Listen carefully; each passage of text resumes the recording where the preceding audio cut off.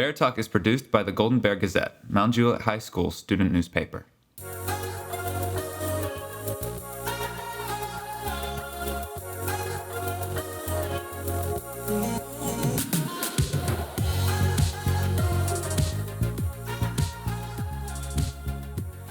Hey everyone, welcome back to Bear Talk. I'm your host Everett. And I'm your co-host today, Mr. Judkins. Hi, I'm Kimberly. In today's episode, we will be interviewing Kim for some tech tips. And we'll also be talking about the Green Hill High game and our win, and have a new segment of Can You Dig It with Ren and Molly. So Kim, you post your photos all over social media, and I always see them up on my Instagram. So what's up with that? I just really like pictures of myself. Of yourself?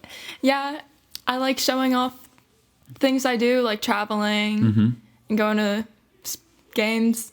Well, I heard that you have some picture editing tips for us today. Tech tips. Yeah, I got a few. Okay, so I use a few apps to edit some of my photos. So my favorite one is called Retouch, and I just use it to get all the unwanted things out of the background of my pictures. Like if Everett tries to photobomb my pictures, I could just get him out. And it helps a lot to where whenever I'm in crowded areas, I don't have to worry about finding a spot without people. I can just edit them out. Yeah. And then another big app that I use is called Lightroom, and it basically changes the whole photo. If it's too dark, I can brighten up the picture. If it's too bright, I can make it darker. And I can just change what colors pop out more depending on what I want the picture to be like. And then the last app I use isn't really an editing app. It's an app called Dispo, and it's basically like having a disposable camera, but you don't have to pay $30 at Walgreens and then another $17 to get it developed. So it's like a filter? It's basically just a filter, but you can set like a switch to where it comes in at 9 a.m. the next day, or you can just get them now. So it's like a disposable camera. Cool. So it's kind of cool. like a time waiting period. Yeah. To see your pictures. That's actually good. That's cool. Personally, I use Lightroom. I use Photoshop Fix to get rid of all those things in the background.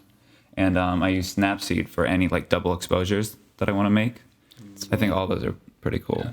Snapseed's actually really good for. I don't think Yeah. many people know about it. Here's a question, Kim. Like, I noticed that you talked about third-party apps, but would you ever recommend that someone edit pictures with their phone settings, like in the Photos app, like for instance Apple has? So I've used that before, but I always find that Lightroom does develop the photo better, I guess. The exposure on the phone app is just a little bit different. And I've tried editing my football pictures with it, and it just did not go well at all. I tried it on Lightroom, and it just fixed the whole picture. I definitely think this would be a shout out for those of you who got the new iPhone 14 with more megapixel camera going on in the back of it. You know, you're going to want to definitely take a look at using Lightroom. Well, I saw we were both at the football game last Friday. On the field. We were both on the field together taking pictures. Yeah, that was crazy. It was so much fun. We won. We did. So happy. Actually, for the first time ever, Everett Ackley smiled at me. I did. When we saw we won, Everett looked at me, smiled, and gave me a high five. I was very happy. I was very happy. Yeah, I had to be in a really good mood for that.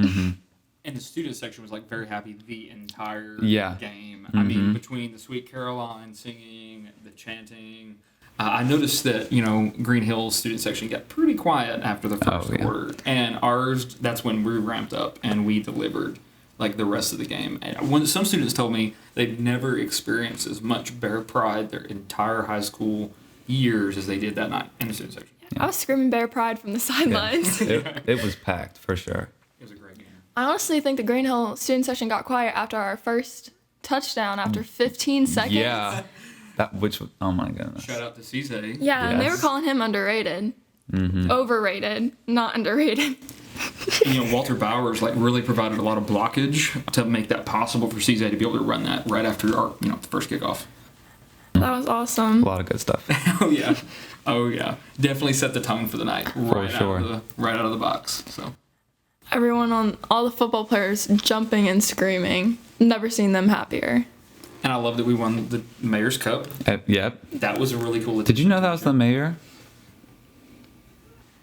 I did not know that he would be participating. I knew that was the mayor, but I didn't know he'd be participating in like having the mayor's cup until like our pep rally that day. I was shocked he came to our pep rally, especially because his daughter goes to Green Hill. Oh, yeah. I kind of have a feeling that he probably managed to sneak in theirs too somehow. Yeah. But, possibility. But number one right here. he was more going for us. Yeah, absolutely. We got the town named after us, after all. Right? Yeah. Now, before our segment of Can You Dig It, here's a quick word from one of our sponsors, the Golden Leaf. If you haven't bought a yearbook yet, you're going to want one. There are many things you will remember about this year, and there are many things that make this year memorable. As you make memories this year and overcome challenges, we encourage you to always remember by purchasing a 2023 yearbook. Current prices are $85 plus tax. Please visit room B118 to get yours today. Buy a yearbook. Make the most of it. Remember all of it. The Golden Leaf. Welcome to Can You Dig It, the segment all about everything fashion and music. I'm Molly. I'm Ren, and today we will be talking about some of our favorite male celebrity fashion icons since we did our favorite female icons a few episodes ago. Last time I did Priscilla Presley, so I think it's only fair that I do her husband, Elvis Presley, this time. Duh. Anyways, Elvis Presley is known as the king of rock and roll. He's one of the most iconic men in America's history. He helped pave the way for many modern musicians. Not only is his music iconic, but so is his style. I think there's something so classy and gentlemanly, but also very rock and roll about the way that he dressed. In the 50s, when he was just starting out, he wore lots of pink and black, which I really love. He wore baggy suits with his hair greased up and pushed back. He definitely had a bad boy thing going on in the 50s, which at the time was very controversial. And then in the early 60s, after he got back from serving in the army, he had more of a clean-cut look with shorter hair and nice suits, but he also kept up his bad boy reputation with pop collars and the top buttons of his shirt unbuttoned, which I think really gave him a little bit of an edge. And then in the late 60s, which is my favorite era, his whole look definitely shifted. He grew out the famous sideburns and started dressing more like the Elvis that we see people impersonating today. He was a husband and a father by this point, and he started to change his style.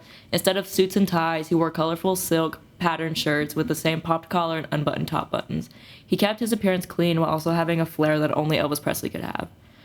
And then in the 70s, he wore lots of jumpsuits. He had every color with every design that you could think of. My all-time favorite Elvis look is from a press conference in 1969. He had on a black blazer jacket that he unbuttoned to just above his belly button with no dress shirt underneath, but he had on a pink silk scarf under the blazer. He had on lots of gold jewelry and different rings and bracelets, and his hair was a bit longer, but he still had the sideburns. And I think he looked so classy, but also edgy and mature at the same time. On the other hand, my favorite, male fashion icon is David Bowie. I've been into a lot of his music lately. My favorite songs have been Lazarus, Moon Age Daydream, and Ziggy Stardust.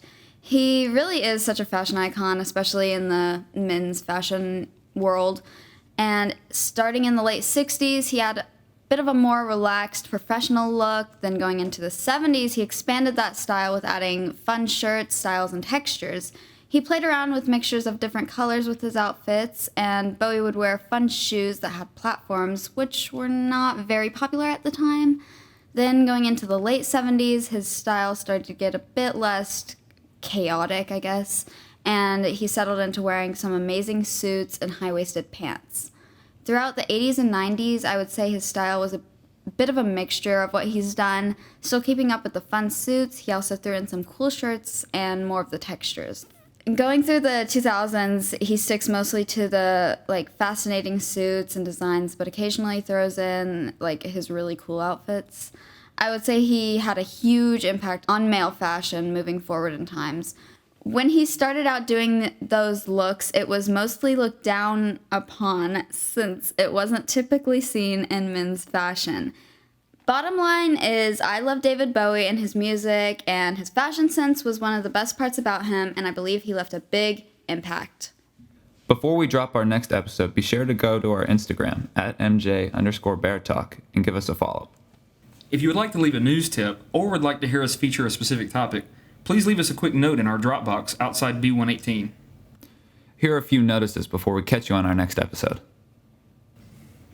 MJHS Latin Club will have a spirit night at Slim Chickens tonight from 4 to 9.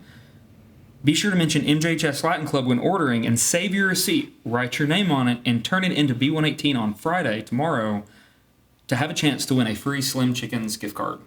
And tomorrow we host Lincoln County in the first round of playoffs, and it's a home game. The dance team went to their first regional competition this past weekend. They got 3rd in hip hop and 3rd in Spirit Showdown. This was a big win for the first-time competitors. They will be traveling to Louisville, Kentucky for their next competition on November 12th. HOSA is also selling bundt cakes. Please see a HOSA member or a health science teacher for more information.